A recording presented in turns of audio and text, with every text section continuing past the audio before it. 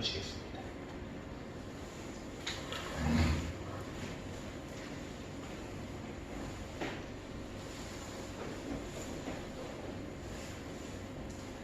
구약성경 이사야 40장 1절에서 2절의 말씀입니다. 구약성경 페이지 1013페이지 가량이 있습니다.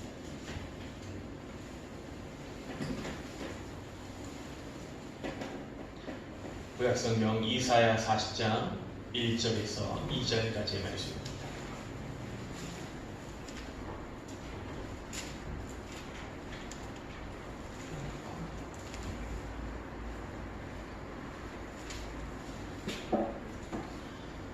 구약성경 이사야 40장 1절에서 2절의 말씀 다 찾으셨으면 저와 함께 합독하도록 하겠습니다. 너희의 하나님 이르시되 너희는 위로하라. 내 백성을 위로하라. 너희는 예루살렘의 마음에 닿도록 말하며 그것에게 외치라. 그 노역의 때가 끝났고 그 죄악이 사함을 받았느니라. 그의 모든 죄로 말미암아 여호와의 손에서 벌을 배나 받았느니라 할지니라 하시니라. 아멘. 함께 나누신 우리 이사야서 40장 1절에서 2절에 있는 말씀을 가지고 하나님의 말씀을 함께 나누도록 하겠습니다. 오늘 이제 가까이 계신 분들하고도 한번 인사를 해주시고 또 이제 또 멀리 계시는 분들이 있잖아요. 저희가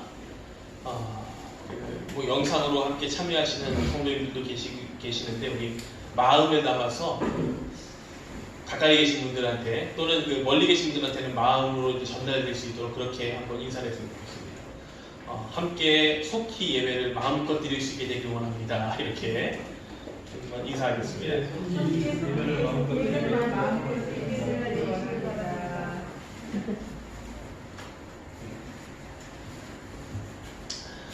벌써 1년의 시간이 흘렀죠. 참 오랜 시간이 흘렀는데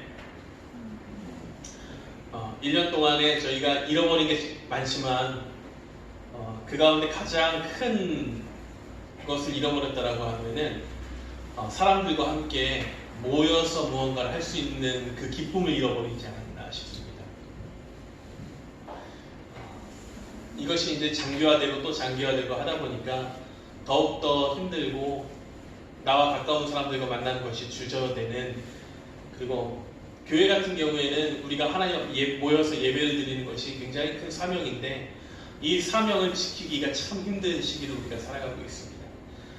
1년 동안의 그 시간들을 견뎌내시느라고 고생이 많으셨고 우리 또 남은 기간이 얼마나 더 될지는 모르지만 하나님께서 그 기간을 속히 우리에게 이겨낼 수 있고 지나갈 수 있도록 해주시기를, 힘을 주시기를 위하여서 함께 기도해 주시기를 바랍니다. 오늘 함께 말씀을 나누시는 성도님들은 성도님들의 삶에서 하나님의 손길이라고 하는 것이 무엇이라고 생각을 하십니까? 하나님께서 여러분들을 향한 손길이 무엇이라고 생각을 하십니까? 생각을 해보셨을 수도 있고 아닐 수도 있는데 하나님의 손을 대변하는 참 많은 표현들이 있지만 저는 그 가운데 하나는 이런 것을 봅니다. 하나님께서 도우신다. 또는 우리가 힘들 때에 괜찮다, 힘내라 라고 하면서 도닥여 주시고 또 다독여 주시고 힘을 주시는, 위로하시는 것이 바로 하나님의 손길이 아닌가 싶어요. 우리가 하나님의 백성이기 때문에 하나님의 위로하심은 믿지 않는 사람들보다 더욱더 간절하게 필요합니다. 그리고 이 하나님의 손길이 우리에게 미쳤을 때에는 평안함과 기쁨과 행복이 우리에게 찾아오면서 아무런 염려와 걱정이 없어지게 된다는 거죠. 그런데 여기서 믿는 자들이 한 가지 하는 실수가 있습니다. 나는 하나님의 자녀이고 내가 하나님을 믿고 또한 하나님께 예배를 드리는 사람이기 때문에 아무런 고통도 없고 환난도 없고 어려움도 없을 거야 라고 하는 그러한 생각입니다. 우리가 하나님의 백성이기 때문에 삶이 무조건 더 편할 거야, 믿지 않는 자들보다 더 편할 거야 라고 하는 생각입니다. 이것은 잘못된 생각입니다. 성경은 우리에게 말씀해 주실 때에 우리가 하나님의 백성이기 때문에 믿지 않는 자들보다 더 어렵고 엄격한 기준으로 살아가게 되도록 만들고 계신다는 겁니다. 세상에서는 남을 미워하는 것, 이것은 죄라고 이야기하지 않지만 하나님께서는 우리에게 말씀하실 때 남을 미워하는 것 또한 죄라고 하셨고 형제에게 바보다, 나가라 라고 이야기하는 것조차도 하나님께서는 죄라고 말씀을 하십니다. 세상의 기준보다 훨씬 더 엄격하고 이 도덕적 기준이 우리가 생각하는 것보다 더욱더 크다라고 합니다. 이러한 기준점을 생각을 해볼 때에 하나님의 백성이 아니라면 그냥 지나갈 만한 일인데도 하나님의 백성이기 때문에 오히려 간섭을 받고 꾸중을 듣는 일들이 많아지며 우리는 책망을 받을 자리에 오히려 서게 됩니다.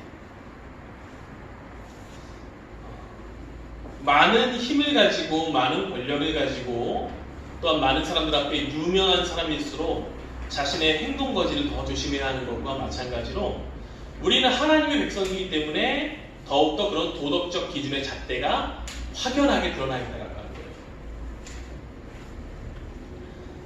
제가 어릴 때의 일이었습니다. 한 번 정도 말씀을 드렸던 것 같긴 한데 그때가 이제 고등학교 때였던 것 같아요. 고등학교에서 대학교를 가는 그 시기쯤 교회에서 이제 어디로 야유회를 가는 거였어요. 야유회를 가는데 갔다 오는 그 자리에서 조금 생각지도 못했던 그런 모습, 버스 안에서 생각지도 못했던 모습을 보고 저는 너무나 충격을 받았던 거예요. 아니 어떻게 권사님이 저럴 수가 있지? 어떻게 안수 집사님이 저러실 수가 있지? 하는 그런 모습. 저도 모르게 남을 좀 정죄하고 있는 그런 저 자신을 발견을 하게 됐지만 그러면서도 마음속에 한편에는 여러 가지 생각이 있었습니다.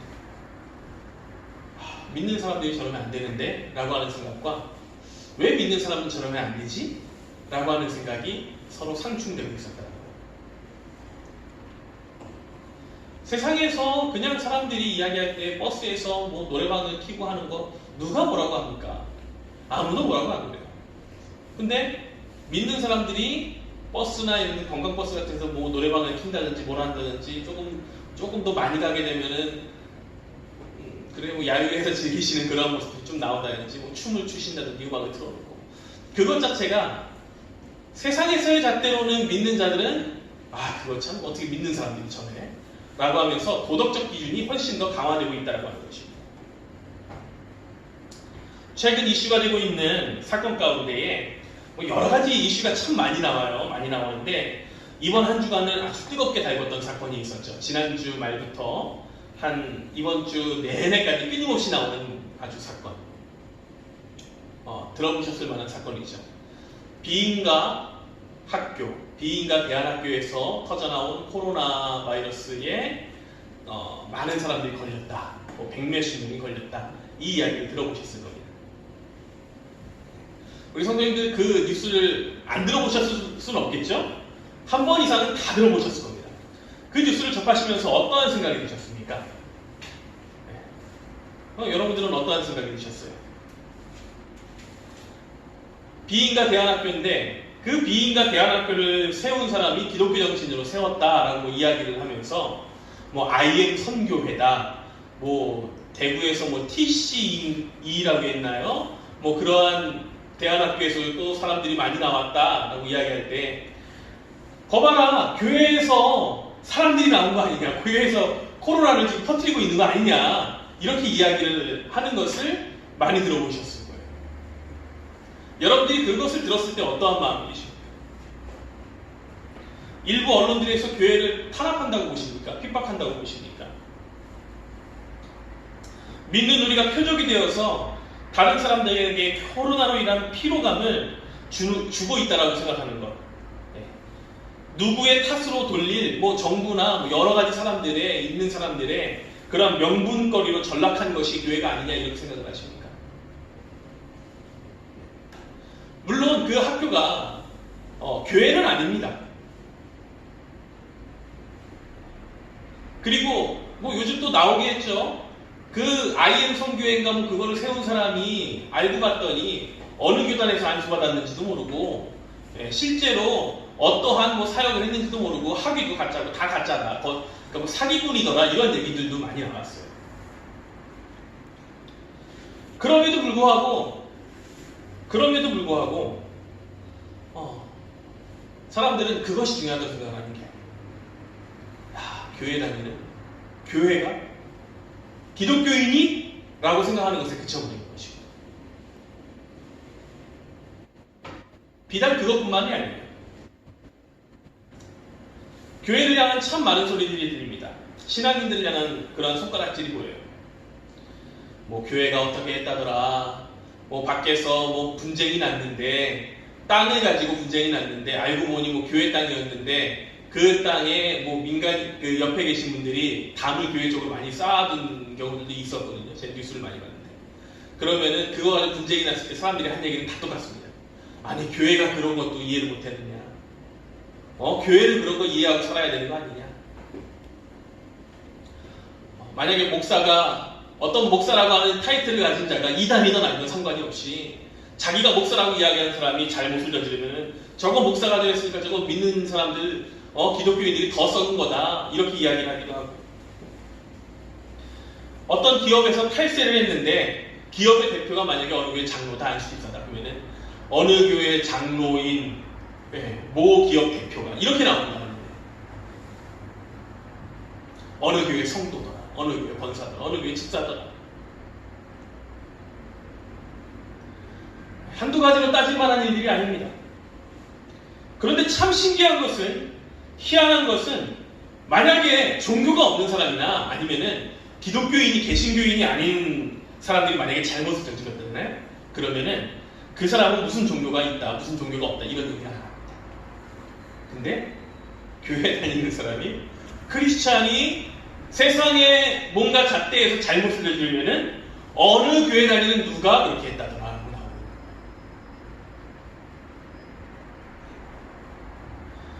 뭐 타종교회 신앙을 가진 사람들 세상에서는 그 사람들이 신앙을 가지고 있건 아니든 중요하지 않습니다. 그저 하나님을 섬긴다라고 하는 사람들이 잘못을 저지르게 되면 어떻게든 저 교회 저 예수쟁이들 깨끗한 척 하더니만 더 저렇게 하네 이것에 갉아먹고 끌어내리기 위하여서 애쓰는 것이 세상의 인식이라는 거예요. 왜 우리가 이런 소리를 들어야 합니까? 믿는 우리가 왜 이런 소리를 듣고 살아야 합니까? 때로는 내가 직접 잘못한 것도 아닌데 믿는 자들이 한 명이 실수를 하면 저거만 모두 기독교인들 다 전해라고 하면서 모든 사람들이 다 욕을 먹어요. 왜 우리가 그렇게 살아야 합니까? 내가 직접 잘못한 것도 아니고 단지 신앙을 가진 사람들이라고 해서 싸잡아서 욕을 먹어야 하는 것, 마치 죄인인 마냥 손가락질을 받고 살아야 하는 이유는 나의 잘못 때문이라고 생각을 하십니까? 성도님들의 잘못 때문이라고 생각을 하십니까? 너무나도 슬픈 현실 가운데 우리는 살아가고 있습니다. 지난 29일에 뉴스에 나온 한 기사가 있습니다. 목회데이터 연구소라고 하는 개신교회에 대한 신뢰도를 조사하고 있는 그런 연구소가 있어요. 그 연구소에서 29일에 통계 자료를 이제 언론에다가 공개를 했는데 코로나로 인하여서 생긴 지난 1년 동안에 교회를 신뢰하는 사람들의 퍼센트가 나는 교회를 신뢰합니다. 매우 신뢰합니다. 나는 교회 다니는 사람들은 참 괜찮다고 생각합니다. 이렇게 말하는 사람이 32%에서 21%까지 하락을 했더라고요. 그러니까 이렇게 생각을 하면 좋아요. 우리 성도님들이 밖에 나가서 저는 사람들이 물어보는 거죠. 뭐 하시는 분이세요? 어떠한 일을 하시는 분이셔서 그러세요? 뭐 여러분들이 선한 일을 했다고 해보세요. 그러면 여러분들이 나가서 10명한테 작년 초까지만 해도 저는 어느 교회 집사입니다. 어느 교회 권사입니다. 어느 교회 전도사입니다. 어느 교회 목사입니다. 이렇게 얘기했을 때 10명 중에 3명은 역시 교회 다니셔서 그러셨군요.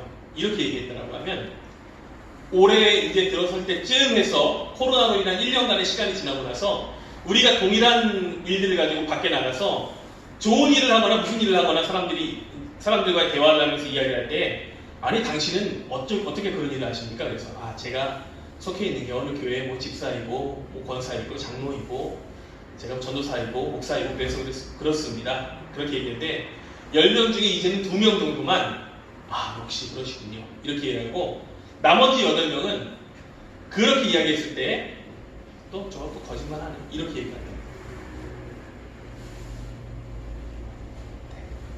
더 놀라운 건 뭔지 아십니까? 지금 교회를 또는 이제 신앙인들을 나는 신뢰합니다 라고 이야기하는 사람들이 비기독교인들, 믿지 않는 자들은 9%만이 신뢰해요. 91%는 우리는 믿지 않습니다. 같은 기독교인들 안에서는 70%만 신뢰를 한대요. 기독교인들 중에서도 30%는 신뢰를 하지 않는데요. 이 얼마나 굉장한 사건이에요. 이것이 지난 1년 동안 일어난 일입니다. 더 놀라운 것을 한 가지 알려드릴까요? 지난 1년 동안에 코로나에 감염된 사람들이 교회를 통하여서 감염된 사람들이 몇 프로나 될 것 같습니까? 이렇게 물어봤대요. 그 조사기관에서. 그랬더니 조사기관에 응답한 사람 가운데 44%가 그러니까 44% 정도라고 생각을 하면서 교회에서 코로나가 44%가 나왔다고 이야기합니다. 믿는 자들에게 코로나가 44%가 나왔다고 이야기를 했대요. 어마어마하게 그렇게 이야기를 하죠. 그런데 실제 질병관리청에서 발표한 것에 따르면은 교회에서 나온 게 아니라 걸린 사람들 가운데 크리스찬의 비율이 11%입니다. 어마어마한 차이가 있죠. 코로나에 걸린 사람들 가운데 기독교인이 11%인 거예요. 89%는 크리스찬이 아니에요.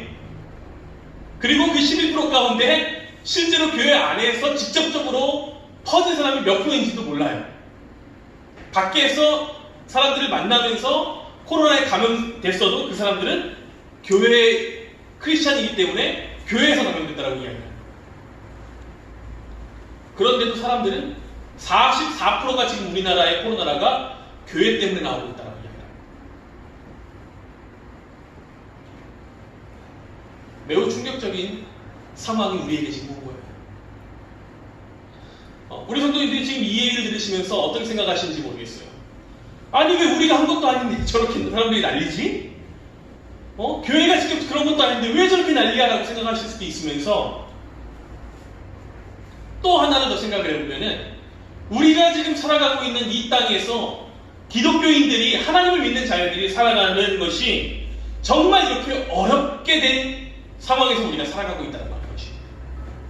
전도의 길이 막히기 시작을 했고 하나님을 통하여서 인하여서 축복을 받는 길이 분명히 열려있는데 예수 믿고 구원 얻으십시오.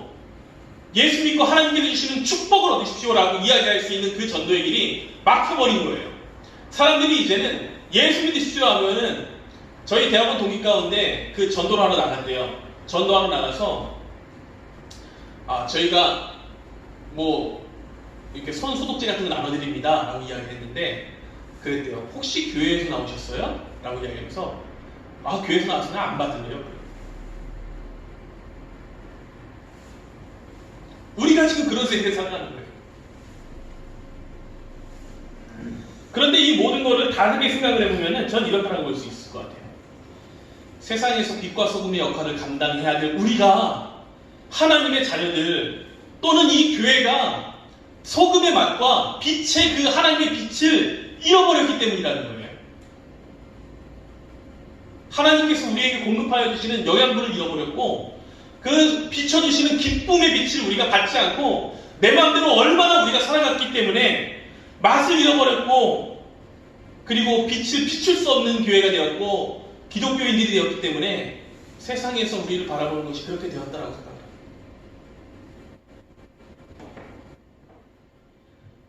하나님은 우리에게 말씀을 통하여서 어떻게 살아야 하는지 분명히 알려주고 계세요.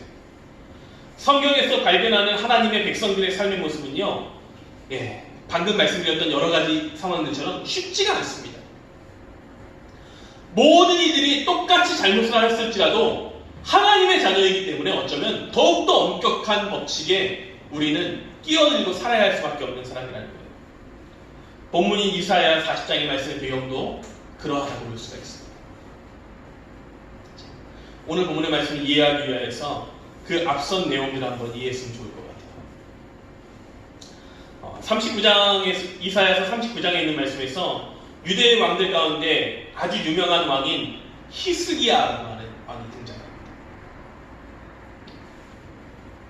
유다라고 하는 나라에 아주 위대한 왕들이 참 많이 있었어요. 아주 훌륭한 왕들이 많이 있었지만 다윗 이후로 남유다와 북이스라엘로 나뉘었을 때에 남유다의 왕국을 다스리는 왕들 가운데 가장 최고의 왕을 2명을 뽑는다라고 하면은 히스기야와 요시야입니다. 개혁을 일으키고 하나님의 말씀대로 성전을 다시 세우고 하는 그렇게 나아간 사람이 히스기야와 요시야인데, 그 가운데에서 히스기야는 성공한 듯 하나 나중에 실패한 왕입니다. 그리고 하나님께서 보시기에 정말 훌륭한 하나님의 자녀로서 왕을 이행한 사람은 사실 요시야 왕이에요. 이 히스기야 왕이 아주 굉장히 위대한 왕이었다라고 하는 것을 드러내는 여러 가지 사건이 있었는데 큰 2가지의 사건으로 볼 수가 있습니다. 하나는 당시의 강대국인 아시리아, 이 아수르가 군대를 끌고 히스기야가 군대를 끌고 왔는데 히스기야 왕이 하룻밤 사이에 전멸시켜버린 사건이 있었습니다. 나라의 존속이 걸린 상황에서 하나님의 도우심으로 이 아수르의 군대를 전멸시켜버렸어요. 아시리아의 군대. 이 사건들로 인하여서 여러 나라의 왕들 중에 아주 유명한 왕이 되었습니다. 2번째 사건이 있었어요. 히스기야가 유명하게 된 2번째 사건. 그가 병에 들어서 죽을 병에 걸렸을 때에 사람들이 다 죽는다 이야기했을 때 아주 극적으로 살아남는 사건이 있었습니다. 하나님께서 그를 살려주신 거죠. 이러한 사건들을 통하여서 히스기야는 더욱더 아주 유명한 왕이 되었어요. 나라에서뿐만 아니라 주변에 있는 많은 나라들에서 히스기야라고 하는 사람에 대해서 저 사람 유다의 왕 히스기야는 굉장한 사람이야, 대단한 사람이야, 이렇게 되면서 외국에서 사신들이 직접 곡물을 들고 와서 히스기야 왕에게 바치고 그리고 그 앞에 무릎을 꿇는 사건들이 일어납니다. 히스기야의 실수가 여기서 일어났습니다. 자신이 잘 되고 있을 때에 그는 겸손하지 못하였어요. 하나님을 자랑해야 할 그때에 그 기회를 얻었을 때에 하나님을 자랑하지 못하고 스스로를 자랑한 것입니다. 이방의 사신들에게 아시리아의 군대를 다 무찌르고 났을 때에 이 이방의 사신들이 왔을 때에 내가 어떻게 이겼느냐라고 하면서 자신의 금고와 무기고를 열어서 보여주면서 이 많은 그 무기들 때문에 내가 이겼다라고 하는 것처럼 그들에게 그 모든 것을 자랑하는 거예요. 자신을 부유하게 강하게 만든 것 때문에 내가 전쟁을 이길 수 있었다라고 이야기하는 그러한 모습 때문에 그는 실수를 범하였습니다. 이 실수를 저지른 히스기야, 하나님께서 39장 6절에 있는 말씀에 그에게 이렇게 말씀을 하셨습니다. 보라, 날이 이르리니 네 집에 있는 모든 소유와 네 조상들이 오늘까지 쌓아둔 모든 둔 것이 모두 바벨론으로 옮긴 바 되고 남을 것이 없습니다. 하나님께서 히스기야에게 하신 말씀이 그거예요. 내가 너를 승리로 이끌어줬고 내가 너를 잘 살게 하였고 죽음에서 건져주었고 했는데 하나님의 영광을 드러내지 않고 자신의 영광인 것처럼 드러낸 그에게 하나님께서 이렇게 이야기한 거예요. 때가 이를 때에 네가 쌓아놨던 집에 있는 모든 영광들, 심지어 조상들로부터 오늘까지 쌓아놨던 그 수많은 것들을 내가 바벨론으로 다 옮긴 바 될 것이다. 옮겨버릴 것이다. 모든 영광이 남지 않도록 만들어버리겠다라고 하는 하나님의 말씀입니다. 우리는 이 히스기야의 말씀을 한번 잘 생각을 해봐야 해요. 하나님께서 이스라엘 모든 민족 위에 히스기야를 뛰어나게 하셨고, 또 이방에 있는 수많은 나라들이 보기에도 야, 저 사람은 정말 하나님의 능력을 받은 자야 라고 하면서 쓰임을 받게 하셨을 때에 이스라엘의 왕이었던 히스기야가 해야 할 일이 무엇이었습니까? 그가 할 일이 무엇이었다고 생각을 하십니까? 매우 단순하겠죠. 제가 이렇게 된 것은 하나님께서 나를 붙잡아 주셨기 때문입니다. 사실은 이거를 해야 되는데 하나님께서 나를 붙잡아 주셨기 때문입니다. 이거는 지워버리고 내가 이만큼 쌓아놨기 때문입니다 라고 이야기한 것이 드러났기 때문에 그에게는 그것이 올무가 되어버린 것입니다. 우리 성도인들에게 하나님께서 동일한 은혜를 주었다고 생각해 보십시오.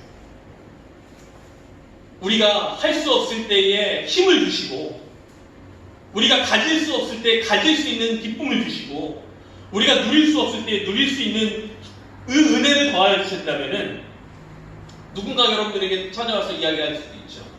아니, 어쩜 이렇게 한순간에 이렇게 변화하실 수가 있었습니까? 어떻게 이렇게 좋은 것을 이루실 수 있었습니까? 이야기할 때에 여러분들은 무엇이라고 대답을 하지 않고 미리 생각을 해보십시오. 그때 우리가 대답해야 할 것은 어쩌면 아주 쉽게 정확하게 미리 드러나 있습니다. 이러한 대답이겠죠. 하나님께서 하게 하셨습니다. 하나님께서 이루셨습니다. 우리가 말해야 될 것은 이것이라는 거예요. 오늘날 이 교회들이, 우리 믿는 자들이 세상 사람들이 볼 때 핍박하고 손가락질하고 욕하는 이유는 저는 이것과 동일하다고 생각해요. 이 나라가 발전하는 때에 믿는 자들을 통해서 하나님께서 얼마나 많은 일을 이루셨습니까? 정말 많은 일을 이루셨잖아요. 교회를 통하여 이루셨습니다. 정말로 교회들을 통하여서 하나님께서 이 나라에 은혜와 축복을 주셨습니다. 믿는 자들의 기도와 무릎을 통하여서, 눈물을 통하여서 하나님께서 일을 이루시게 하셨어요. 그런데 이렇게 일들이 다 이루어졌는데 믿는 교회와 우리들이 어떻게 됐느냐? 우리가 어깨가 우쭐해진 거예요. 하나님은 지워버리고 내가 드러난 거예요. 히스기야가 있었던 그 시대의 모습과 우리의 시대의 모습이 다르지 않다라고 하는 것입니다. 그럴 때에 우리의 것이 옮겨질 수도 있다라고 하는 거예요. 물론 하나님께서 믿는 자들을 죽이시진 않으시죠. 그러나 우리가 지금 이렇게 세상에서 빛과 소금의 역할을 못하였고 제대로 잡지 못하고 살아가고 있었으니 하나님께서는 우리에게 히스기야 유다의 왕국에 내리셨던 그 벌과 같은 것을 우리에게 지금 주시고 계신 것이라 생각합니다. 우리가 자랑할 것은 오직 예수 그리스도, 날 구원하신 예수님의 은혜밖에 없습니다. 이거 하나만은 우리가 기억할 수 있는 성도인들이 되었으면 좋겠습니다. 그러나 자랑할 그 기회에 하나님을 자랑하지 못하고 자기를 자랑하여서 다 빼앗긴 바 되었을지라도 우리가 이제 지금 이 나라에서 얼마나 많은 것을 뺏긴 것처럼 사람들이 이 교회를 보면서, 믿는 우리들을 보면서 너희들이 그랬으니까 이렇게 된 거야, 교회 때문에 이렇게 질병이 퍼지고 있는 거야, 너희는 믿을 사람들이 못되라고 이야기하는 이 상황을 살아가고 있을 때에 우리는 좌절하면서 포기만 해야 될 것입니까? 아닙니다.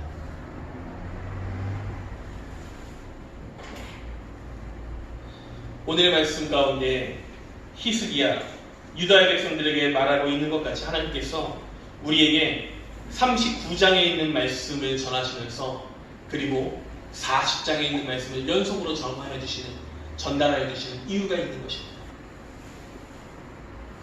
오늘 본문의 말씀을 다시 한번 보시도록 하겠습니다. 너희의 하나님이 이르시되 너희는 위로하라. 내 백성을 위로하라. 너희는 예루살렘의 마음에 닿도록 말하며 그것에게 외치라. 그 노역의 때가 끝났고 그 죄악이 사함을 받았느니라. 그의 모든 죄로 말미암아 여호와의 손에서 벌을 배나 받았느니라 할지니라. 하나님께서 히스기야에게도 이렇게 말씀을 하시면서 우리에게도 동일하게 말씀하십니다. 지금 믿는 우리들에게 또한 교회에게 성도들에게 동일하게 말씀하십니다. 너희의 지난 죄들로 인하여서 과오로 인하여서 있던 모든 것이 다 없어지게 된다. 먼저 이렇게 말씀을 하십니다. 다 빼앗길 것이다. 영광을 빼앗길 것이다. 가지고 있었던 것들을 빼앗길 것이다. 그러나 하나님께서는 모든 것을 내가 가진 것처럼 가지고 있던 것을 다 빼앗긴 이후에 우리에게 이제 이렇게 말씀해 주신다라고 하는 겁니다. 그렇지만 너희의 하나님께서 너희를 위로하실 것이다. 내가 가지고 있는 것이 다 빼앗긴 것 같고 모든 것이 끝나버리는 것 같은 그때에 하나님께서 아무것도 없고 헐벗고 굶주리고 더 이상 남아있지 않은 것 같은 우리의 삶에 찾아오셔서 이렇게 말씀하시겠다라고 하는 거예요. 눈물을 흘리며 도려내게 된 너희의 삶에 내가 이제 채움으로 다시 은혜를 더하시겠다라고 합니다. 하나님은 우리의 잘못을 도려내시는 분이십니다. 우리의 죄를 도려내십니다.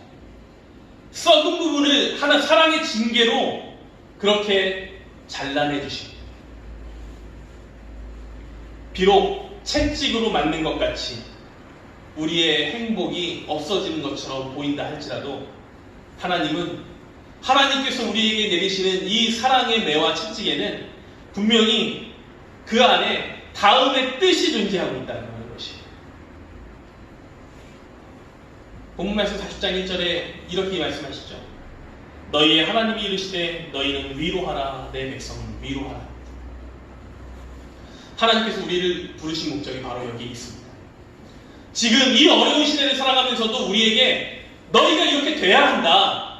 믿는 자들의 뜻은 해야 할 일은 이것이다 라고 우리에게 그 해야 할 것을 알려주십니다. 여러분들을 부르신 목적이 무엇입니까? 첫째로는 하나님의 자녀가 되기 위함이며 하나님의 은혜를 얻게 하기 위함이며 세 번째로라고 생각을 하면 바로 이것입니다. 여러분들을 통하여서 우리의 삶을 위로하게 하실 것이고 또한 우리의 삶이 위로받음으로 인하여서 이 땅이 이 백성이 위로받게 만드시기 위하여서 우리를 선택하시고 부르셨다라고 합니다.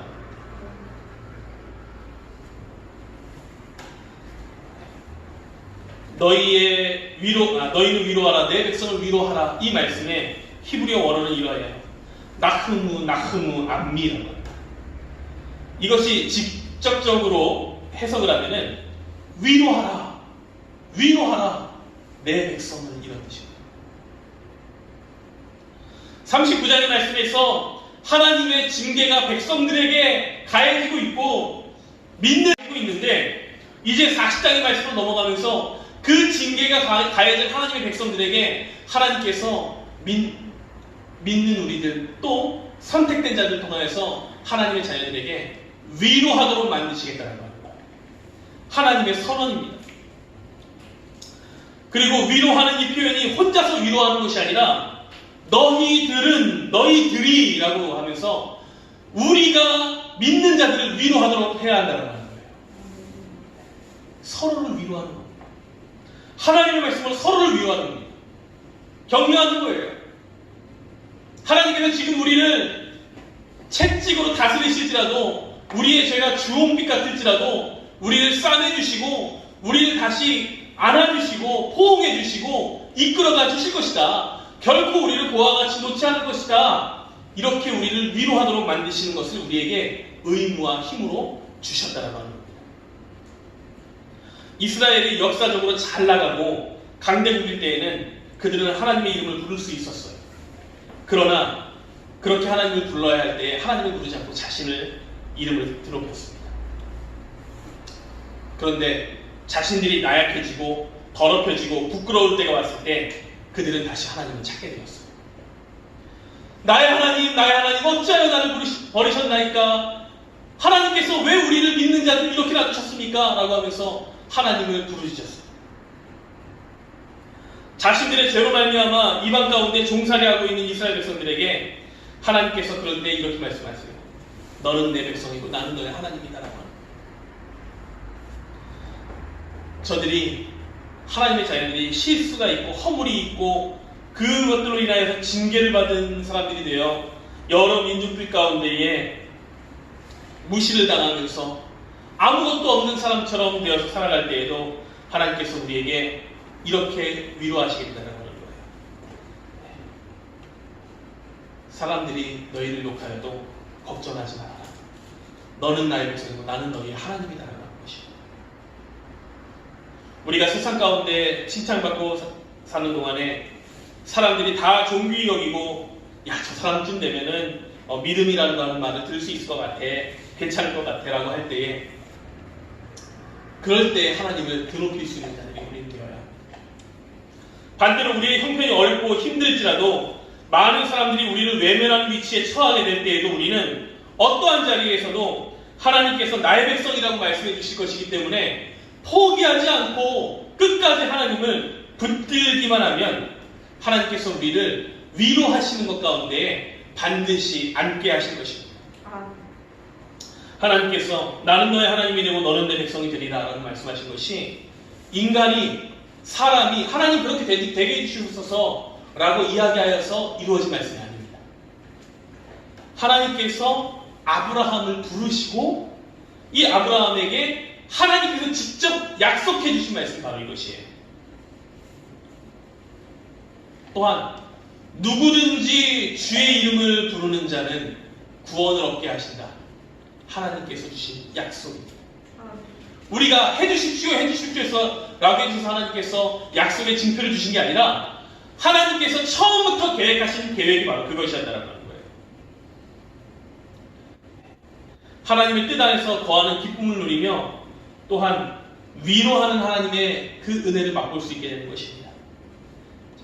우리가 하나님께서 주시는 은혜를 맛보게 될 때에 기쁨은 우리에게 어떻게 다가오느냐? 본문 말씀 2절의 말씀은 다가오게 될 것입니다. 너희는 예루살렘의 마음에 닿도록 말하며 그것에게 외치라. 그 노역의 때가 끝났고 그 죄악이 사함을 받았느니라. 그의 모든 죄로 말미암아 여호와의 손에서 벌을 배나 받았느니라 하시니라. 하나님께서 우리에게 주시는 희망과 위로의 말씀은 바로 이것입니다. 첫째로는 하나님께서 너희의 복역의 때가 끝났다라는 이야기를 하십니다. 복역의 때가 끝났다라고 하는 것은 복역이 우리가 잘못을 지으면은 감옥에 가거나 하지 않습니까? 그러한 것처럼 감옥에 가서 그 잘못에 대한 것을 그 안에서 시간으로 때우면서 그 시간이 다 지나야 끝나는 건데 이 형벌이 끝나지 않은 사람에게 어느 날 갑자기 옥문이 딱 올리고는 이렇게 된다는 거예요. 복역이 끝났다. 하나님께서 우리에게 그렇게 말씀하신다는 거예요. 너희의 죄가 사실은 1000년, 만년이 되어도 끝날 수 없는 그건데 하나님께서 어느 날 갑자기 우리에게 그 모든 시간이 끝났다라고 복역이 끝났다라고 선언을 해주신다는 거예요. 모든 심판자이신 하나님께서 그렇게 선언을 해주셔서 우리로 하여금 더 이상 복역의 시기가 없어도 된다라고 말씀을 해주시는 겁니다. 하나님의 징계가 때로는 너무나도 힘들고 어려워서 믿는 우리에게 하나님 이것이 언제 끝납니까? 나 정말 견딜 수 없을 것 같이 힘듭니다 라고 하는 그때가 있을지라도 우리가 참고 견디게 된다면 하나님은 반드시 이 복역의 때가 우리가 할 수 있는 것보다 더욱더 빠르고 생각지 못한 때에 끝나게 해주시는 축복을 주신다라고 하는 거예요. 두 번째로는 죄악이 사함을 받는다라고 하는 것이에요. 하나님 앞에서 사람들이 지은 죄는 다 갚을 수 없는 것입니다. 죽음이 아니고는 갚을 수 없는 이 죄악인데 하나님께서 이 갚을 수 없는 죄악을 다 갚았다. 남은 죄가 없다. 남은 고난이 없다. 라고 선언해 주시면서 용서해 주시는 은혜를 우리에게 베푸신다라고 하는 것입니다. 하나님의 위로가 바로 여기서 드러난다라고 하는 것이에요. 믿는 우리가 끝까지 하나님을 믿고 기다리고 기대하고 살아가다 보면 하나님께서 끝났다, 이제 다시 은혜가 너희에게 차오를 것이다 라고 선언하여 주신다라고 하는 것입니다. 오늘의 말씀을 통하여서 하나님의 백성들에게 주시는 은혜는 복역의 시대가 끝났고 죄사함을 받았고 이제 충분하니 다시금 기회를 얻도록 하게 되는 하나님의 위로하심의 손길이 우리에게 다가올 수 있도록 해주신다라고 하는 것입니다. 우리 오늘 말씀을 잘 나누시고 기억하시는 성도입니다.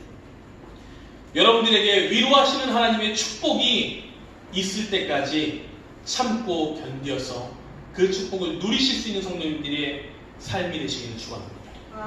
하나님께서는 오늘의 이 말씀을 통하여서 우리에게 위로의 말씀을 적용하기 원하십니다. 우리를 위로하시는 하나님의 위로가 성도님들을 위로하실 때에 성도님들을 통하여서 이 믿는 자들이 위로를 받게 될 것이고, 믿는 자들의 가정이 위로를 받게 될 것이고, 이 믿는 자들의 가정이 위로를 받음으로 이 나라와 이 땅이 위로를 받게 될 것이고, 떨어졌던 하나님을 믿는 자들에 대한 신뢰가 다시금 올라오게 될 것이며, 우리가 그때의 하나님의 영광을 드러나는 자들이 되도록 우리를 하나님께서는 다시금 사용하실 것입니다. 사랑하는 성도입니다. 오늘 말씀을 나누시는 귀한 성도님들, 우리는 하나님의 위로를 받은 백성들입니다. 또한 이 위로의 말씀을 만방에 전할 선지자와 사자와 같은 자들입니다. 우리 이 사명을 잘 감당할 수 있도록 지금 이 시대에 잘못되어 있는 우리의 모습이 사람들이 좀 믿는 자들이 저래도 돼? 라고 할 때에 먼저 우리를 뒤돌아볼 수 있는 성도들이 됐으면 좋겠고, 그때에 하나님께서 나에게 원하시는 모습이 내가 아직 다 이루어지지 않았구나 라고 하며 더욱더 겸손하여서 하나님께서 우리를 드높이실 때에 겸손히 나의 모습에 환히 드러나게 되는 그 삶을 살아갈 수 있도록 되는 귀한 성도님들이 될 수 있게 되기를 우리 주 예수 그리스도의 이름으로 축원합니다. 기도하겠습니다.